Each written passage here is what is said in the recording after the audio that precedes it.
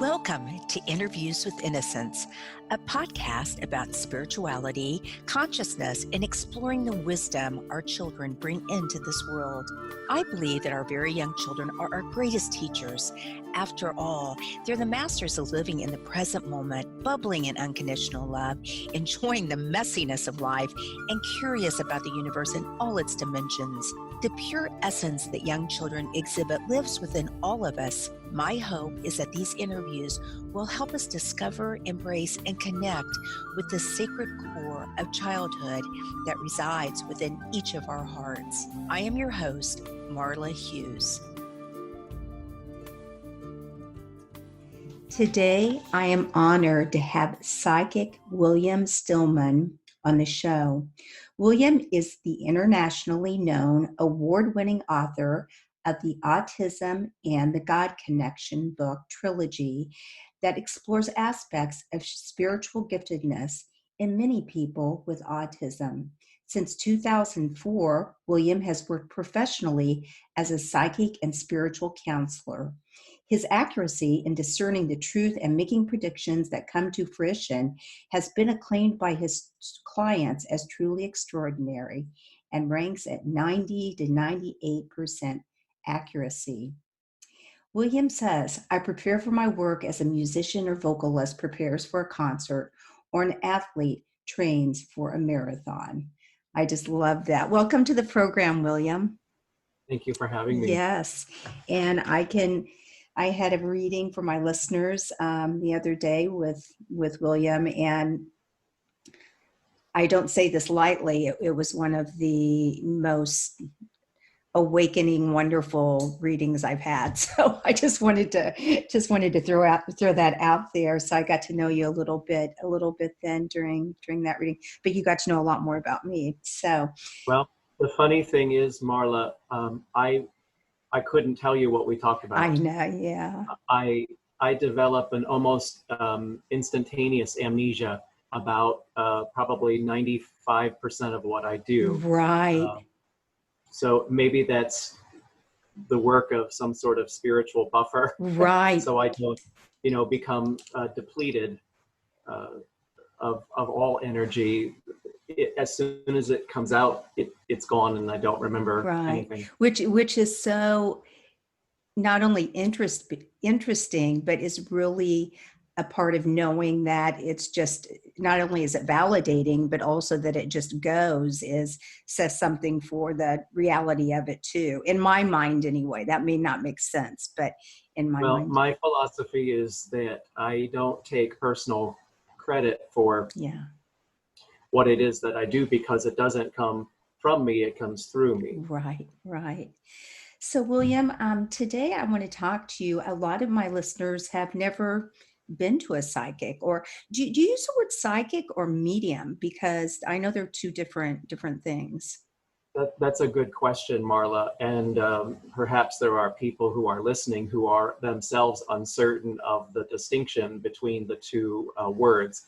A psychic is someone who can give you intuitive insight into any aspect of your life, such as your career, your family, romance, maybe help you to identify some gifts and talents that you may have, and possibly make some predictions for the future for you as well.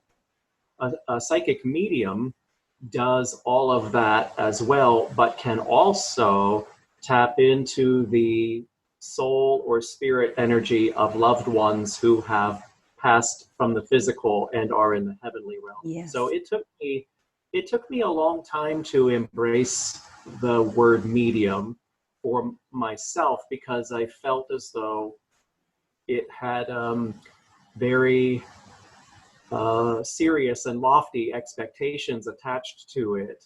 And so it took me some time to feel comfortable saying that I'm a psychic medium, but I can say that now. Yes, great. Well, thank you for that explanation. So can you, and I also know you use the word spiritual counseling, which I love that. I love that term. And can you tell us a little bit about what that is? Well, it's sort of expanding upon something that I just said a psychic could do, which is helping to identify gifts and talents that people have. We all have gifts and talents, and if we're fortunate, we are able to parlay those gifts and talents into a vocation, Right. to earn an income and sustain a living doing that, or to an avocation. But I also firmly believe that we all have spiritual gifts and talents with which we've been blessed. And one of the things that I really enjoy doing is to help people to identify what those are, or to identify what their stations in life are, and then to create or draft a blueprint for how best to move forward through the employ of those gifts and talents or those stations. And, I always tell people, you have free will, you can do with this information what you will, but it's very rare that things fall into our lap without any effort. And so what I'm projecting for you is, if you choose to take advantage of this opportunity, this is what I see coming to fruition for you. And the folks that come back to me, even if I don't remember their session and what we talked about, I know they did something, because they walk in and they're radiant. Right. And they start talking about how they did act upon the blueprint and the plans to move forward, and how everything is just manifesting beyond their expectations. And that is so satisfying and gratifying to me when people take to heart and make productive use of our time together. Yes, absolutely. Wow, how fulfilling for you. So, well, for everyone involved. So William, how did you get started in this work? Just briefly. Well, I only started doing this when I was in my 40s, believe it or not. So I took a very circuitous route getting to this point. Right. I was an extremely painfully, exquisitely sensitive child. And when you are that open, particularly when you're a child, because you're closer to having been a soul than to being a human being, for being so new to the world. When you're that open, you can attract all kinds of stuff, good, bad, and indifferent. And I had a lot of very strange and unusual things happen around me and to me as a child. And then because I was so sensitive and gentle, you reach a certain point around 10, 11 when your peers start to become very sophisticated, and they develop cliques, and they start to become a little bit more self-aware and then judgmental and critical of others. And so I was definitely odd man out at that point. And I became the object of ridicule and verbal abuse and physical harassment, and my speech and my body language were openly mocked and mimicked in front of adults, teachers, and cafeteria staff, and school bus drivers, and so on. And really no one did anything to intervene. And so the message that I was given was, buck up and snap out of it or deal with it. And I couldn't. I was too sensitive. And so unfortunately what happened was I began to reflect back what other people were projecting upon me. I didn't have a support system. And I associated God with 1 day a week for 90 minutes. Yeah. I didn't expand the concept of God beyond the confines of a place of worship. And so the abused became the abuser. And I became very deadened and ugly and hard and cold, and behaved in a way that is unlike who I am now. So there was a point in time at which I decided I don't want to behave like this any longer. I'm tired of being cynical and judgmental and uncaring. And I reconnected with the source of my spirituality and reconnected to God. And once I made that commitment, everything shot through the roof. I was on the fast track, and I made up for decades in about 3 months or less. Wow. And it was an extraordinary experience. I was receiving very powerful dreams every night. I was being given problems to solve in dreams of a spiritual nature to test my mettle. but also to see if I could handle what was coming in the future. Right. I was also being shown various facets of people's behavior and misconduct, and it started spilling over into real time also. Well, moving along, I know just for you to have gone through all that, now the one word that came to me after our reading, and I know I emailed you right after, and it just came from above. It was just like integrity. You just have so much integrity. And I'm not saying that the other, readings I have not, but it was different. It just felt different. So can you tell us a little bit about before you even begin a reading or a session with a client, what you do? Yes, it's not even so much what I do right before I go into the session. I'm in spiritual boot camp every day. So it's not the mindset that I bring to the session, it's the lifestyle that I aspire to. Yeah. Because I don't watch other psychic mediums. I don't read other people's works. I only compare myself against myself. And I have very high standards in terms of authenticity and accuracy. And for me to be able to bring that to each client, I have to be as pure and clear and clean a channel as possible. So when I say I'm in spiritual boot camp every day, I'm talking about maintaining 3 aspects of my personhood, 3 domains: my mental, emotional well-being, my physical well-being, and my spiritual well-being, and addressing those 3 domains through the lifestyle.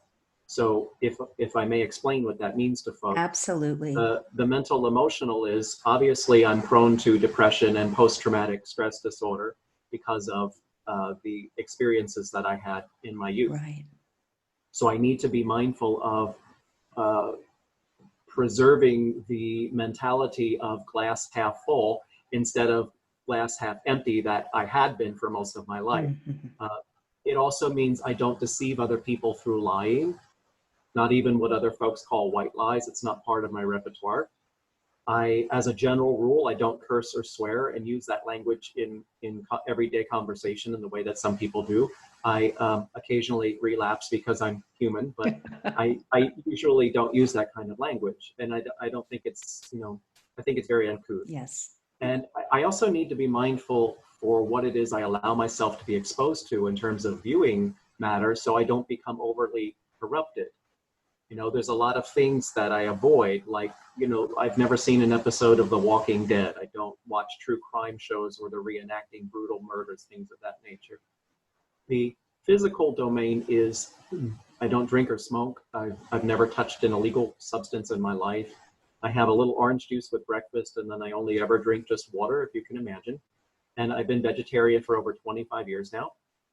And I exercise every day. I do 50 push-ups every morning. I work out with weights, and I go for walks. And then the spiritual domain is, over the course of a given day, I create opportunities to express gratitude and praise to God in prayer, because I feel that I have been ridiculously and outrageously blessed and privileged, more than my fair share, very clearly more than my fair share. And the older I get, I'm nearing 60 very in the very near future. And the older I get, the more I realize how very unusual that is. Yes.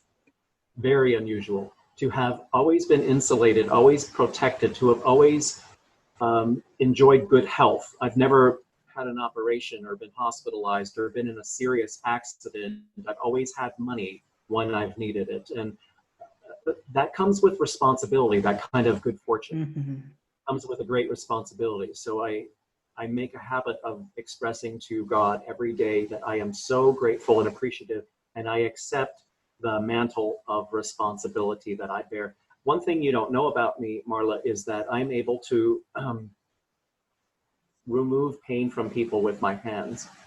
Like energy healing? I don't know what it is. It's Yeah. my own brand of doing it, and it takes about 5 or 10 minutes, and I yank it out with my hands. What can you do this long distance too?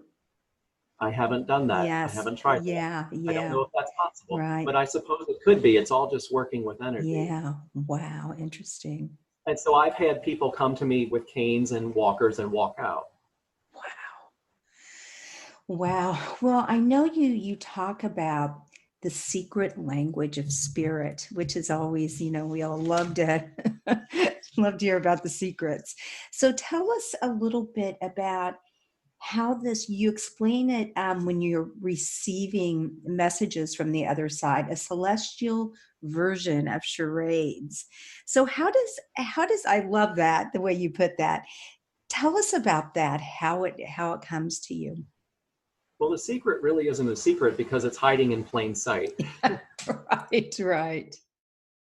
If you're attuned and aware and you're conscious, there are all sorts of little, checkpoints and little hellos that are around us throughout the day. Now, some people go way overboard with all of this stuff, and they spend all of their time becoming so preoccupied with looking for those things Right. that they become untethered and they start to float away. And the reality is we have to live in this world and we have to stay grounded. Yes. So the beauty of those signs and symbols and signals is that we don't have to look for them. They will find us. Right. They will find us. But really what I'm talking about, the celestial charades, is the way in which I receive information during a session or working with an audience, for example. And I'm imagining it's no different from any other psychic medium. It's just a magnification of all the senses, or the clairs. Yes. What listeners might know of as the clairs: clairvoyance, a clairaudience, clairsentience, clairgustance, and clairalliance. So it's like spidey sense. It's a magnification of all the senses. Now, as someone on the autism spectrum, I probably had a bit of an edge over the average person where all of that is concerned, because I already think in pictures and movies. Right. In my head. That's just how I think naturally. So it's not such a great stretch to go from that to being inputted and downloaded with visuals. Yes. Because it's how I think anyways. Interesting. And then the other piece of that is my entire physiology, my senses and my emotions have always been vibrating at a frequency higher than the layperson. So again, the concept of receiving that input through the magnification of the senses isn't such a great stretch, right? And I'm very fortunate in that I have all the clairs, not just one or two. Wow. Yeah. Wow. That's really interesting, because I've always, as I've explored more about the autism spectrum and other, Down syndrome and some other gifts of children, I will say, is that it seems that they are living at such a higher frequency, such a higher vibration. And I've never heard that explained that way. Wow. I want to give an example of please. what that might look like, because and this did stick in my memory. Just a couple of days ago, I was doing a session for a gal, but oftentimes before reading with a client, I'll start to get a little something. Right. And I was shown a Big Mac hamburger from McDonald's. Now, I've been vegetarian for a very long time, but the last time I've had a Big Mac was probably, 30 years ago. Yeah, they were good back then, though, weren't they? I'm pretty much vegetarian. Special sauce. Exactly. But, so that's an example of clairvoyance. I was seeing it, but paired with that, I was also getting clairalliance, which is I was smelling it as well. And the curious thing about all of that was the Big Mac wasn't literal, it was symbolic. So I asked my client, who is Mac that has passed on? And she said, my father. It's an abbreviation of our last name. Wow. And so as soon as we made that connection, he's right here next to me and he comes barreling through. Yeah. Yeah. So that's fascinating. I mean, that's an example of celestial charades. And my job is to decode the hieroglyphics and then translate that into language that people would understand. Yeah. Wow. It's amazing. So I know that you talk about, and you're actually going to come back on our show with Rebecca and talk about some things together. And one of them is, what is the heavenly realm? What is it like? Because I know you've said that you've experienced vivid glimpses of what you can only deduce. Deduce? Is that the word? To be, Deduce, yes, surmise. yeah, to be Well, as the heavenly realm. yeah, the operative word there is glimpses. Glimpses. Because there's a certain point at which there's most definitely a firewall. Yes. It's as if they're saying, no, you're not supposed to see beyond this point. Right, But right. so I've had little flashes of it, and in that time when I was on the fast track toward, evolving to the place where I am now, Right. I absolutely had a very vivid dream in which I was on the outskirts of that realm, and I've been there 2 or 3 times. And the neat thing about it is that it's identifiable and relatable to us. It looks like landscape that we would know to recognize. Right. So it's not overwhelming, and nobody looks like a movie star, which is also very comforting. People are very average and ordinary looking, and I'm sure that's probably all a compassionate accommodation for us. And it's probably also why we're not allowed beyond the firewall, because in order to see beyond that firewall, I think then you have to be in a state of consciousness beyond what the human brain can wrap itself around. Right. Which I've heard a few people, not many, that have had near-death experiences that have, actually gone over to the other side even more, and that makes a lot of sense. What about the colors? Well, everything is just magnified and much more vivid than we experience here, is what I remember. Right. So I remember, for example, looking at this gorgeous cascading waterfall, and just by looking at it, I was part of it. Yeah. So I that's the only way I know how to describe it. It was the most unusual experience. Just by looking at it, I could merge with it and became part of it. It was extraordinary. And, all of the senses are heightened, of course. So, and I also want to let people know that we don't lose our identity. Right. And I think there's a little bit of fear factor I think some people have with that. And I want to let people know you will still be you. And you take the best of who you are with you. So you don't lose your identity. There's nothing to be afraid of with that respect. You'll still know yourself, and you will still be you. Right. And have the memories of your earthly life. Have the memories of your earthly life that are but one chapter of many experiences. Yes, many lives, yeah. I love it when you say, in soul form, we retain the wisdom of early lessons learned, as well as the best aspects of our personhood. In short, I believe wholeheartedly that our consciousness outlives our physical form. You do not need a body to exist. Rest assured, you will still be you. You don't need a body to exist. Yes. Mm-hmm. Wow. And that's the great debate but among believers and knowers versus skeptics and cynics. Yes, yes, absolutely.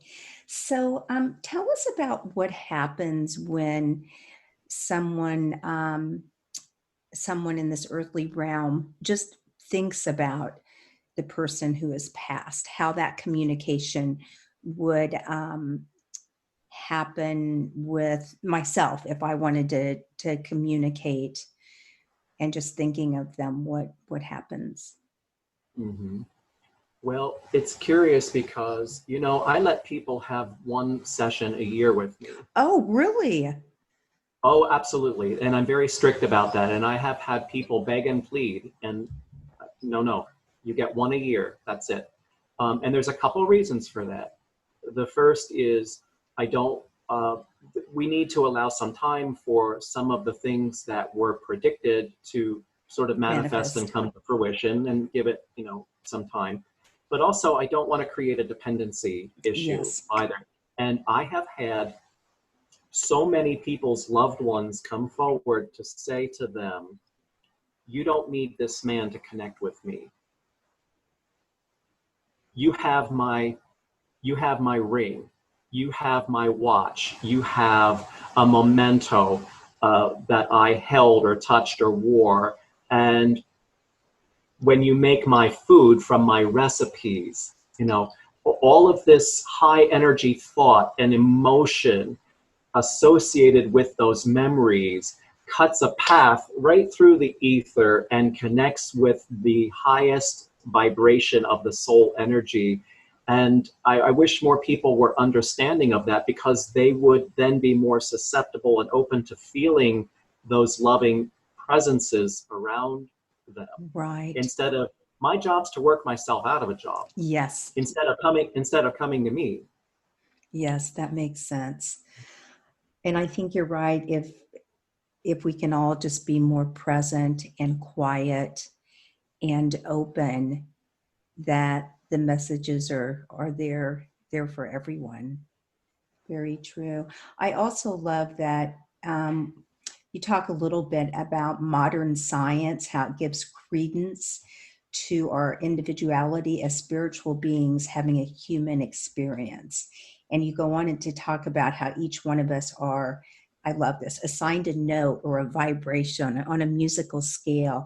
Can you just speak to that about modern science and giving it credence to us as spiritual beings?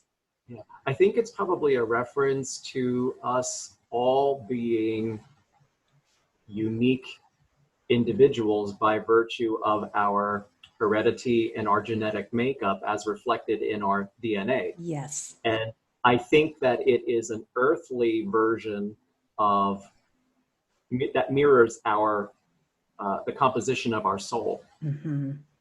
So I've always said I think that the soul is the invisible equivalent of musical DNA, Right.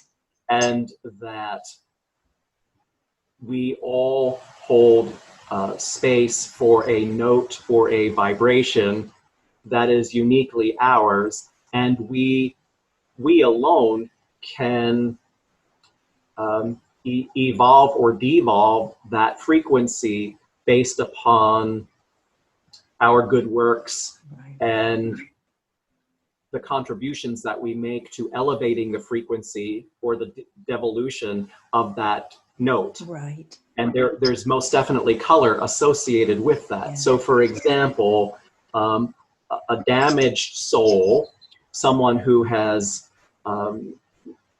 been a bad person Right. and committed bad acts, their energy is going to be of a very low vibration frequency, and the colors associated with that are going to be very dark and muddy. For example, someone who is leading an exemplary life and is committed to doing good works and charitable acts and is filling up the space that they occupy, such that they are honoring their existence, is probably, beautiful blues and greens and purples and violets, and the frequency of the soul is vibrating in a unique way. But we're all, that's not a judgment. We're all Yes. at different points. We're all at different points on a learning curve. Right. So sometimes people will say to me, well, you're getting my mom, but is my dad with her?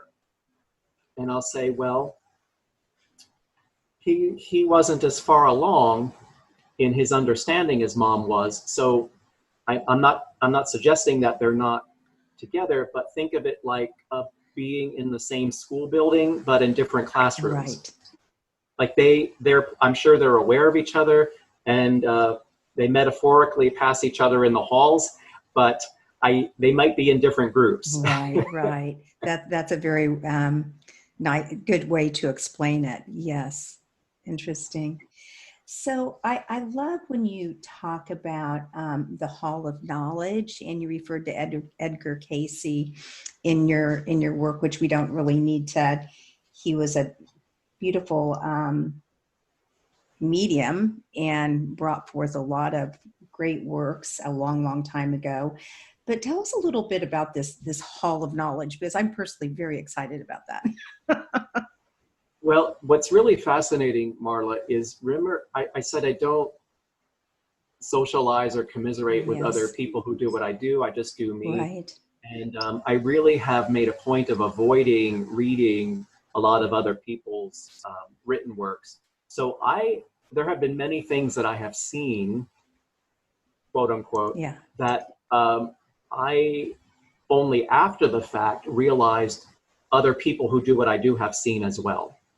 So that's a nice validation. And one of them has been this space that to me looks like a circular room that is a library that goes up as high as the eye can see. Yes. And, absent a physical form, you go where you need to go just by thinking it and feeling it and sensing it. So you can, go up to whatever tier of this you need to.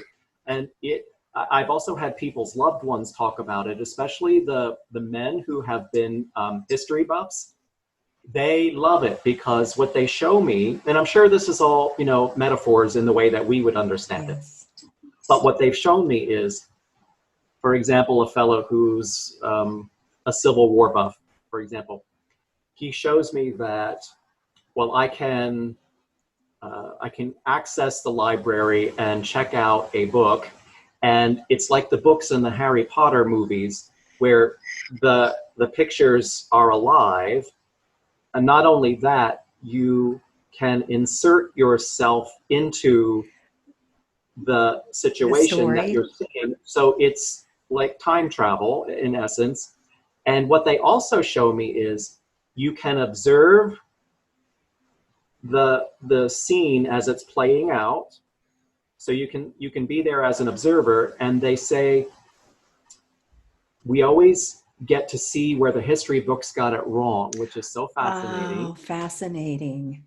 But you can also very discreetly blend or braid your energy with that of any number of the participants so that you, like the waterfall, right, and being with the waterfall, you can experience the event from any number of perspectives, even the trees and foliage that are there.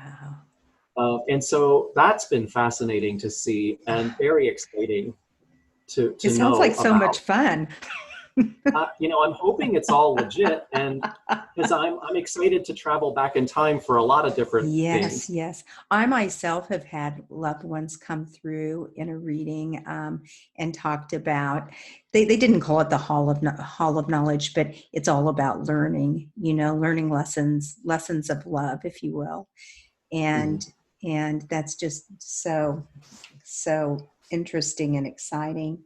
So, how has this work changed William Stillman? I think it's probably had a dramatic change on me and who I am. I've been doing this for close to 20 years now. I've been self-employed for 20 years. I quit my job on the strength of a very powerful dream that was answered. Prayers were answered in a dream, and gave up work, gave notice at work the next day. Yeah. It was extraordinary. Wow. And I I see clearly. I'd like to think, without sounding self-aggrandizing, I'd like to think that I have really grown a lot in this lifetime and in a short period of time. I envy people who had a much better understanding of self at a younger age than I was. But I'm also living proof that it's never too late to learn and to grow and to evolve. And I am nothing and no one special. I will not be glorified by anyone. And we all have spiritual gifts and talents. Yeah. Now, you may not be cut out to do exactly what I do, but that does not negate the potential for you to employ your spiritual gifts and talents in other ways and within the circles in which you move. Right. Absolutely. So, William, what are we have to wrap it up here, but I could talk to you forever.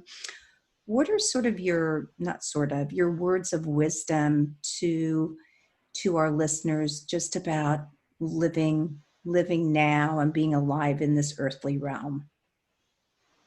Never ever take for granted or underestimate the power that each one of you has to forever alter the course of someone else's life through what seems to be the simplicity of a gentle smile, a kind word, and a thoughtful deed. It matters. Yes. It matters. It makes a difference. Yeah. Wow. Well, William, thank you so much for being on the show today. And if people want to find you, where would they do that? They can learn more about me and my work and all of my books at williamstillman.com. I would also like to encourage people to take a look at my Facebook page, which is William Stillman Psychic Medium. And as we said, every day I put up an original inspirational quote that I get in my prayers and meditation time, and I match an image to go with that. And also, people might enjoy looking at my YouTube channel, which is William Stillman, because there are excerpts there from readings that I've done with people in groups. And there's also a series of videos there in which I went to the Gettysburg battlefield and other locations around Gettysburg with a man who wrote a book about Gettysburg. And he was able to, verify and validate a lot of what I was picking up from the environment. So those are kind of interesting. Wow. I was watching your YouTube videos yesterday, but they were shortened versions of readings, but I will definitely watch the Gettysburg one because that sounds really fascinating. Well, thank you so much. Have a great day, and I will see you again soon with you and Rebecca when you come back to the show. Yes, well, thank you for having me. Thank you, William. Bye-bye. Bye now. Thank you so much for listening in today. If you want to learn more about the show, you can find us at interviewswithinnocence.com and on Facebook or Instagram at Interviews with Innocence. Please write me a message, tell me what you liked, and let me know what else you would like to hear. I would love to hear from you. And if you liked what you heard, please leave us an iTunes rating and review. It helps other listeners find the show. Thank you.